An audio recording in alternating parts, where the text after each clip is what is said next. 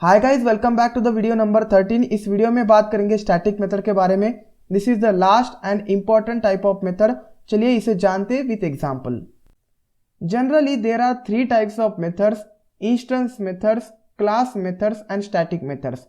So we have seen instance methods and class methods in the previous videos.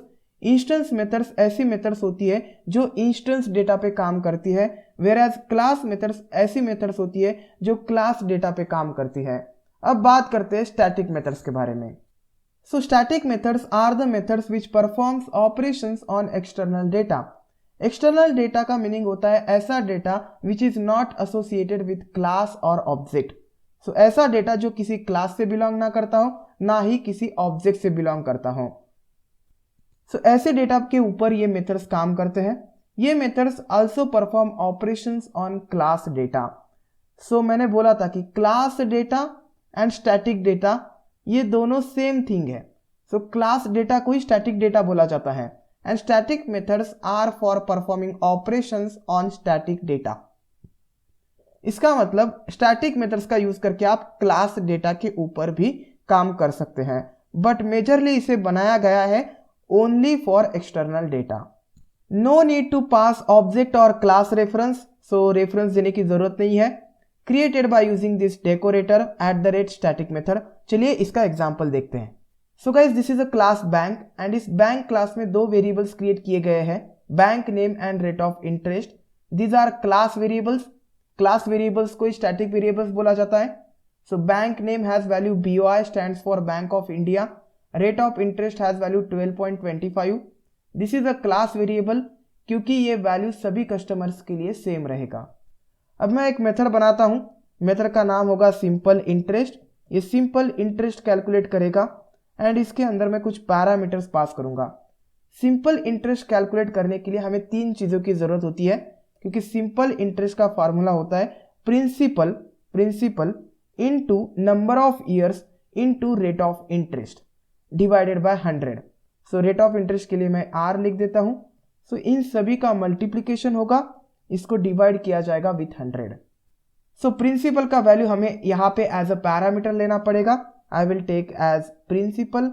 Then for the number of years I will take in a variable n. सो prin and n are the parameters for these two values. But rate of interest मुझे user से लेने की जरूरत नहीं है क्योंकि ये एक क्लास वेरिएबल है. रेट ऑफ इंटरेस्ट सभी कस्टमर्स के लिए सेम रहेगा. सो अगर मैं इसे स्टैटिक मेथड बनाता हूं तो static method can access the class variables. So in order to create this simple interest as a static method मुझे एक डेकोरेटर का यूज करना पड़ेगा which is nothing but @static method. बस ये ऊपर लिख देना है. Now I can access this rate of interest directly here. बस मुझे क्या करना पड़ेगा, क्लास का रेफरेंस देना पड़ेगा bank dot rate of interest.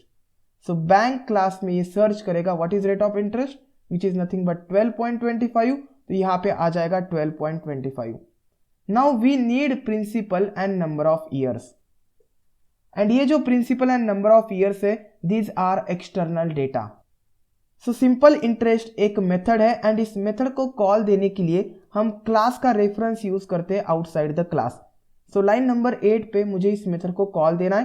What I will do, I will write a class name bank dot then the static method name which is nothing but simple interest. So just write here simple underscore interest. इसमें आपको principal की value देनी पड़ेगी. Consider it is 20,000 and number of years consider 3. Rate of interest is a class variable. So मैंने यहां से rate of interest पास नहीं किया है, यहां पे डायरेक्टली क्लास वेरिएबल को कॉल दिया है. ये जो स्टैटिक मेथड है इसमें आपको क्लास का एंड ऑब्जेक्ट का रेफरेंस नहीं देना पड़ेगा. ये जो मेथड है प्योरली एक्सटर्नल डेटा पे काम करती है. अगर आप इसमें क्लास का डेटा यूज करना चाहते हैं तो कर सकते हैं, but purely it is made for external data. So 20,000 and 3 are the external data. तो आप इसे बाहर से इनपुट ले सकते हैं. इनपुट एंटर प्रिंसिपल अमाउंट जो कि होगा एक float value. Type cast it into the float and assign it to the variable principal.